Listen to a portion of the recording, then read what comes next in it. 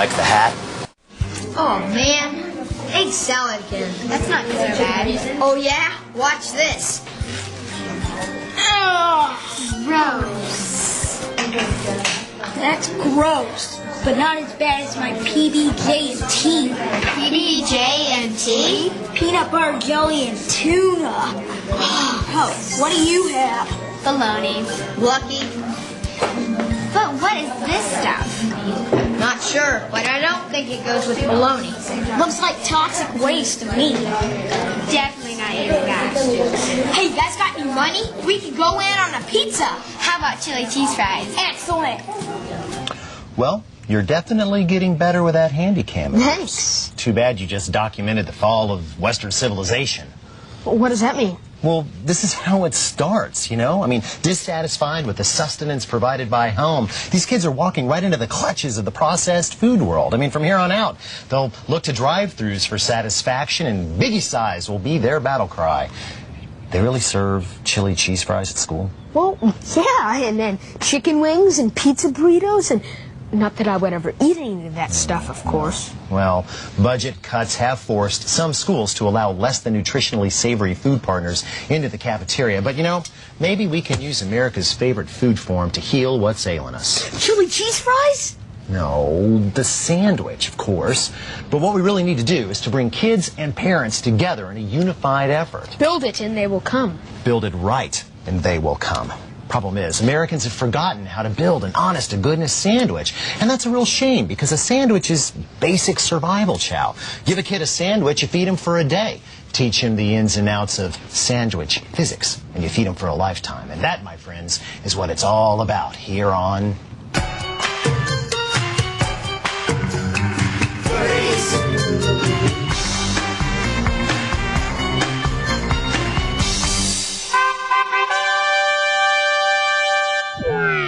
Legend states that in the 1st century BC, a rabbi named Hillel the Elder took one piece of matzah, placed on top of it a paste composed of fruit, nuts, and spices with a little bit of wine just to be safe, and he stuck another matzah on top, thus inventing the sandwich.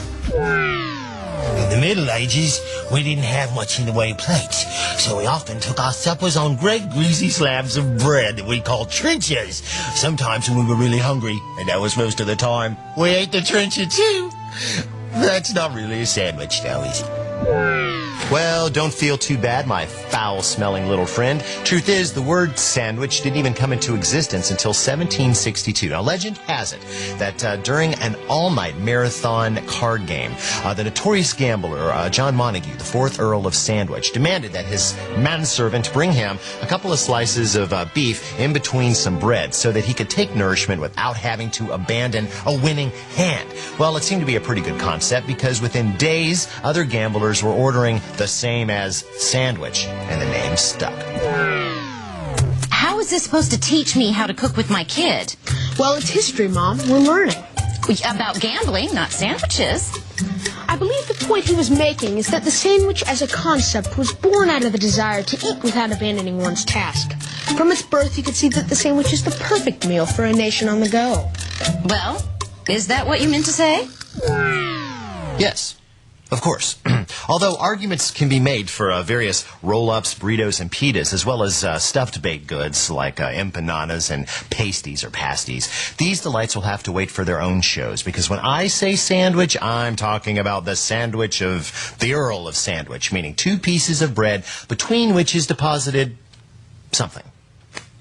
What do you mean, something? Isn't that kind of vague? And what about the bread? Is one just as good as the other?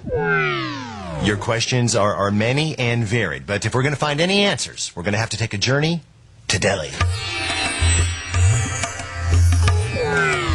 If you check out your modern Delhi, you'll notice that it's a veritable museum of sandwichdom. I mean, here we've got all the classics, Reubens, Rumses, Muffalettas, Monte Cristos, Croque Monsieurs, triple-decker clubs, foot-long grinders, bombers, po' boys.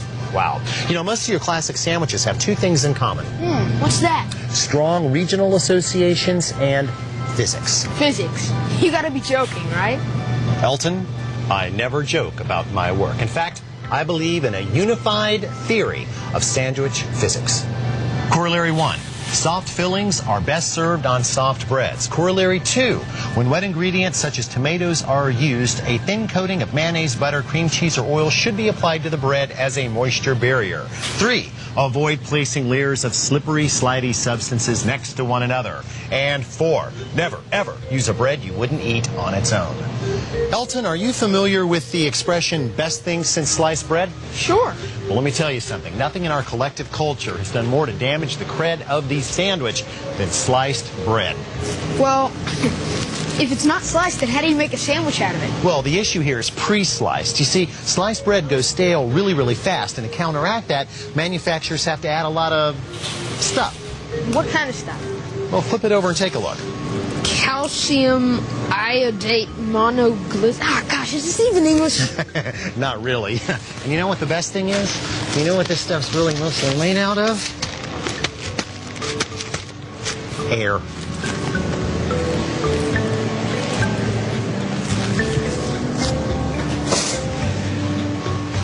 Luckily, these days, most megamarts are either importing bread from real bakeries or they're installing bakeries in-house. Here, give that a feel.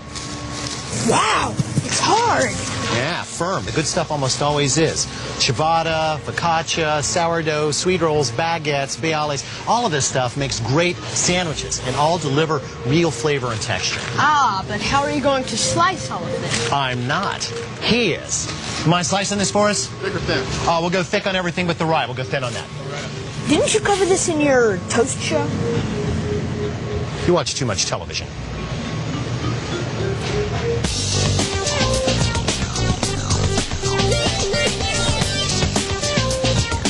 The history of the sub sandwich is rather vague, although odds are good that it was introduced to America by immigrants from southern Italy somewhere around the turn of the 20th century. As for the name, well, some say that it was named at a deli located in a town near a submarine base on the coast of Connecticut, where they happened to serve a sandwich whose size and shape matched that of the local livelihood. Wow. Hey, Mom, No, don't even think about it. Today we are going to manufacture a classic French sub called a pain beignet, or wet bread. Hey, why does everything food have to be French? Because that's just the way they want it. Now this is a classic sandwich because it has two characteristics that we want to see in all subs. It's got a perfect balance of texture, it's got a perfect balance of flavor, and there's a very specific method of construction. You mean a recipe? Not exactly. Come on. Here, we have a very badly constructed sub. I mean, look at the circumference. A reticulated python couldn't get its mouth around that. And see this huge bulge of shredded lettuce? That is a big mess waiting to happen. And forget about the fact that these ingredients don't go together. You know, ketchup, liverwurst. And look at this. We've got this layer of cherry tomatoes over apples. That's not going to stay together on repeated trips from plate to palate. It's a slip zone. In contrast, the pain beignet, excuse me, look at it. It's so perfect it doesn't even require explanation. Actually... Now, if parents and children are going to cook together in harmony, there's got to be order. Every person involved needs their own work area, their own tools, and their own chores. I have taken the liberty of preparing your work assignments. Marcia, you gather Phase 1 software. Elton, you gather the hardware. Go food! We begin with the sandwich dressing, which is nothing more than a simple vinaigrette. Begin by placing 1/2 teaspoon of Dijon mustard, that'll do, in a mixing bowl. Then whisk in 1 tablespoon of red wine vinegar. Very nice. 1/2 teaspoon of kosher salt. Good, good. And several grinds of black pepper. Perfectly adequate. Now, while kid A whisks continuously, parent B will drizzle in 3 tablespoons of extra virgin olive oil. Slowly, slowly, slowly, or else the emulsion won't form. The whole point here is to not overwhelm the liquid with the fat, or we won't get an emulsion. But, of course, having the mustard in there is going to help because there are emulsifiers in the mustard. Slowing up? Slowing up. Keep whisking, kid. Now that we have the vinaigrette safely in the bowl, it's time to move to Phase 2, construction.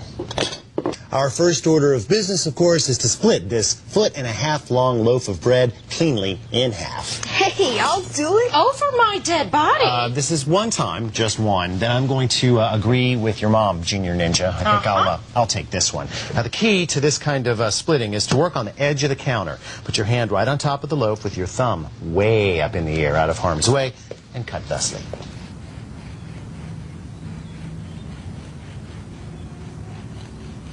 There we go. Now, you take one half, you take one half. Take a couple of fingers and just scoop out the middle of the bread, going from one end to the other. So you got a nice little trench in there. Good. Why? Well, I'm glad you asked that, Elton. Good question. What we're looking for here is a certain structural integrity. By hollowing out the middle, we make a nice cavity for the innards, and this is going to make sure that the innards don't fall out later on, because they'll have a nice little place to cradle. It also means that we're going to have the correct proportion of filling to bread, and that is also very important. Okay, well, fine. What do I do with this? Well, yeah, make breadcrumbs. Or fondue. Oh, I love fondue. I love fondue. Yes, that's another show. Get back to work. Okay.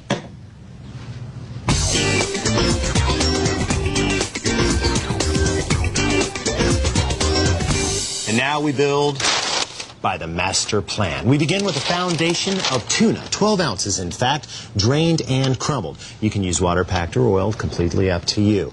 On top of that, we have 4 to 5 thin slices, as in 1/3 of an inch thin slices, of green bell pepper and red onion. Now, if you don't think that your knife skills are up to it, just switch over and use either a V-slice or a mandolin. It'll save you time and your fingertips. On top of that, we go with 2 hard-boiled eggs, complete strata, sliced thin. You ought to get about 10 pieces out of that. On top of that, 1 whole cup of Kalamata olives, pitted and chopped, of course. Your top layer, tomatoes. 4 to 5 slices of very, very ripe tomato, okay? Then drizzle on your dressing, and I do mean drizzle. If you just pour it on, it'll run over the sides and it'll be a big mess. You want it to permeate the layers, okay? Top that with your lid of bread, and then we move to the next phase, wrapping. Wrap? What happened to eat? Yeah, I'm starving. Yeah. Look, just trust me on this, okay? By wrapping it up, we're going to compress the whole sandwich, and by letting it sit at room temperature, here, help me move this, room temperature for a couple of hours, not only will all the flavors meld beautifully, but the sandwich is going to stay together better later on, okay? So just go with me here. Take just some plastic wrap. We're going to lay out 2 strips of this side by side. There's 1. And here's 2. Okay? Here, hold that, Marcia. Be good for something. Okay. We're going to overlap the plastic just a little bit. Okay? Now, tight is what we're after here. So I'm going to move the sandwich. I'm going to layer this over. And then just as tight as I can, I'm going to roll it up.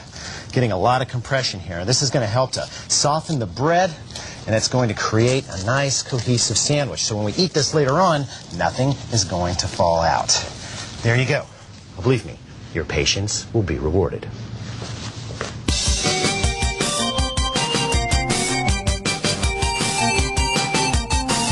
Wow, that is one righteous sandwich, huh? Very nice, but you know what I really want?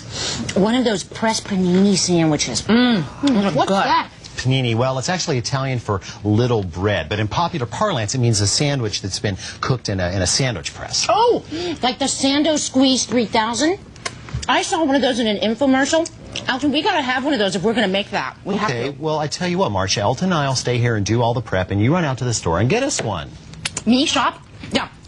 You know, I mean, since it's for the team. Okay. It is for the team. Yep, back oh, in and make it. sure you get a left-handed one. Will do. Bye-bye. Bye-bye. Elton. Yes. Let's cook. No, I'm not the kind of guy to tell you that you have to have a panini press, but if you were to buy a panini press, here are a few of the things you might want to look for. Observe. We have a very large rectangular cooking area that will easily hold 2 sandwiches. It's a non-stick surface, and it has ribs that are very, very closely grouped, and that's good because that means more contact with the sandwich, and that means more caramelization, and that means more flavor. Now, the lid is heavy, and it swivels in the middle of the handle like this so that you know that it won't squeeze or pinch even the thickest sandwiches. As for the controls, keep it simple, although I'd say that a variable heat control is okay. Look at this. This one's got a stop light and a go light. That's just fine by me. Hey, Unc, I got those ingredients you wanted. Excellent. Let's cook then. Yeah. What's that? That? Oh, that's nothing. That's just a Sando Squeeze 3000. Hey, if you've already got one, then why did you send Mom to... I get it.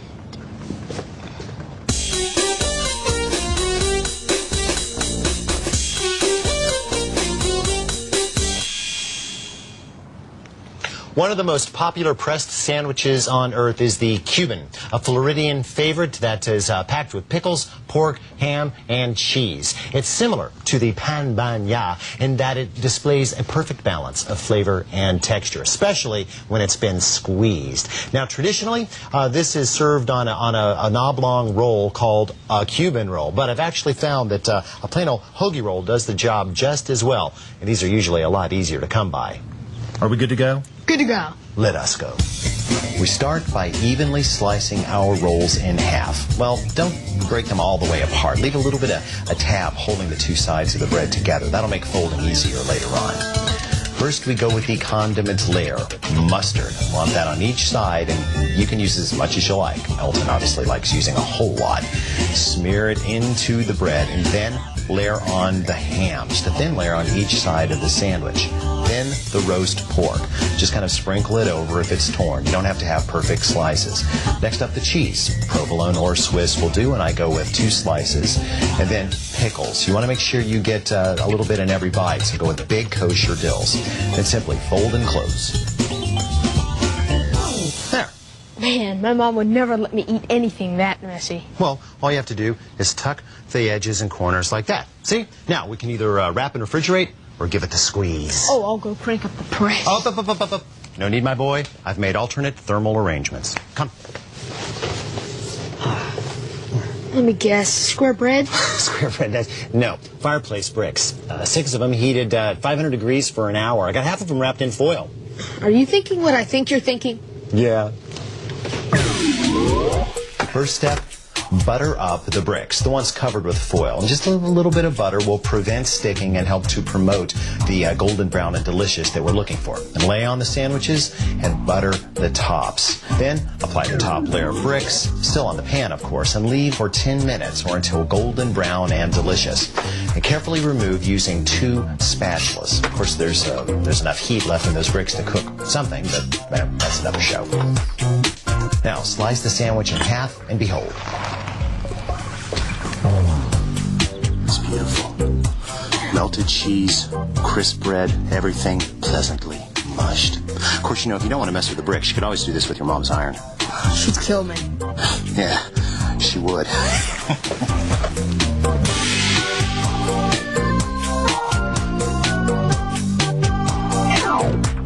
Parents, do you have a hard time getting your kid to eat vegetables? I know exactly how you feel, but don't worry. All you need is a kid-friendly delivery system. I'll start by heating your oven to 400 degrees. Elton, you've got chopping to do. Okay. Although the actual vegetables can vary depending on your taste, I like to start with 1 small zucchini sliced into thick rounds, followed by 1 red bell pepper, also cut into rounds. Now, you could do this with a knife or a mandolin or V-slicer. Just make sure you use the hand guard. I can't overemphasize that enough. Last but not least, 4 to 5 cloves of garlic mashed flat. You can just use the back of a heavy pan or skillet. Now, once you've got all that stuff fabricated, toss it with 1 to 2 tablespoons of olive oil, and then lay it out on a sheet pan that's been lined with foil, and then sprinkle that liberally with salt. About half a teaspoon will do the trick. Then roast. Approximately 45 minutes. You're going to want to stir occasionally during the cooking process just to make sure that the heat is evenly distributed. Once the veggies are nice and soft but brown around the edges, it's time to exit the oven and go straight into the food processor. This is where the foil makes things a lot easier. To this, we will add 1 8-ounce block of cream cheese. Lid up and go for a spin. Just want to pulse until the vegetables are very finely chopped and the spread is homogenized. How'd we do? Looks good? Mm-hmm. Tastes good. Now, what kind of bread do you think we should put that on? Something soft, but, not too soft. Hence the saying, squishable spreads go on squishable breads. Is that a real saying? It is now. Here, have a try. Okay. my work here is done.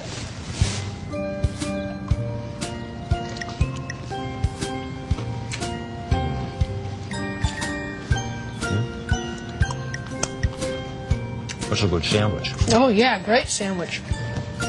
You know, sandwiches may be fast food, but they're also really good food, you know? And when you make them yourself, you know exactly what's going in them.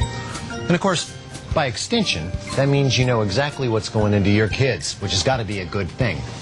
You know, introducing kids to the kitchen isn't only a great way to make their lunch, it's a great investment in their future. One less hurdle for them to overcome once they have flown the coop for good. And should they return... Oh, boys, I'm back. I've got the Sando Squeeze 3000, but it's going to take all three of us to get it out of the car. Come on! Hey, at least they'll know how to make a sandwich. So, see you next time on Good Eats. Let's get out of here.